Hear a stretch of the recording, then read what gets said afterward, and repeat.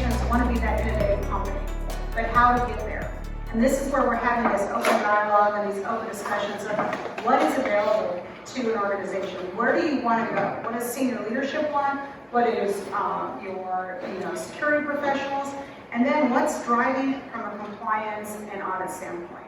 So thinking about the access control system, video and cameras, it's all about driving that level of innovation and getting you to where you need to be and moving into 2024. So really, we become that silver lining for security professionals, IT, HR, all those, I usually call those stakeholders. People who benefit from a solution like this, they actually can see how they can improve and automate things through the right software and through the right technologies.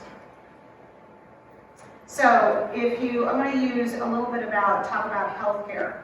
And this is a perfect graphic in a hospital environment. Very open campus environment, multiple facilities, multiple medical centers, ERs, outpatient services, and then you have all different types of people coming in. And when we gave that example about, do you really know who's in your facility? Do you really know who's in your hospital?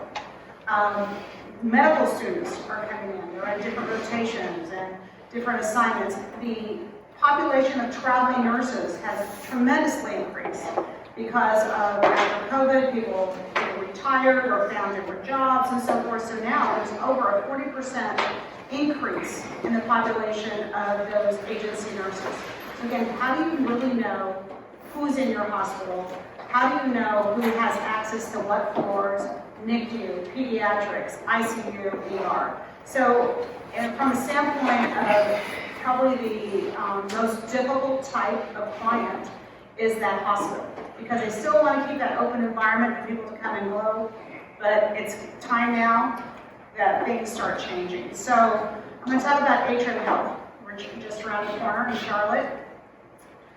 Been working with them for years.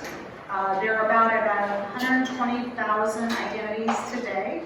They just completed an acquisition with Adler Aurora out of Chicago, so they're adding to their total identity count.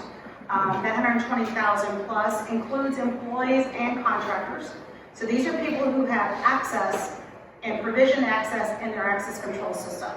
They not only have AMA, but they have Secure, Linnell, WinPack, and it keeps rolling. There's additional access control systems. So they kind of have the perfect storm, right? They needed, from a compliance and governance standpoint, understand who's in that hospital. It's CMS and the Joint Commission are putting these guidelines down, saying you should know, even down to the visitor level. Checking in visitors to specific patients, checking in visitors that are without patients as well. So you think about that type of environment and having that open campus plus 40 to 50 hospitals, how do you control the people coming in? And making sure it's a safe and secure environment. And at the end of the day, it's patient care is top and priority. But if you're struggling with workplace violence, you're just struggling with security incidents, you really do need an identity and access management solution. So one of the gentlemen champions at Atrium Health just this week, he's the one who sent me that article about the Wichita Hospital. And I had already seen it. He goes, now do you know why I'm obsessed with getting an identity and access management solution deployed in visitor management? Because we can't have incidents like this. It's about reputation, it's about liability, and we just cannot have this happen in our facilities, in our hospitals. And the more we're growing, it's harder to kind of corral everybody to be on the same page. So from a corporate standpoint, they're deploying PIM across all their hospitals with integration to all their different access control systems, a true visitor management solution, which integration into Epic. So there's lots of integration points, and part of that platform that we offer is we can grow with you. We can help you futurize you. So it's not a one and done. And then putting in all to the streamlining of workflows, the policies, procedures. Their policy is to rebadge their 60,000 contractors every year because they've had incidents, theft, things stolen, where the contractors were sharing badges with each other. Lou quit one contracting company, and he was hired by another one, but he was quit because of termination of cause. Then he's hired by another one. They have no idea. Now they actually know through their watch list, their internal and external watch list, who these people are that are coming through the doors.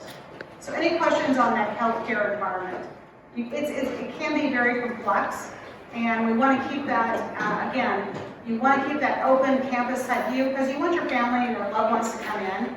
But then you put another element in, if it's a children's hospital, a women's hospital, behavioral health, they have all different types of components that make it somewhat complex. So by deploying the PIM and visitor management solution has really built in set corporate rules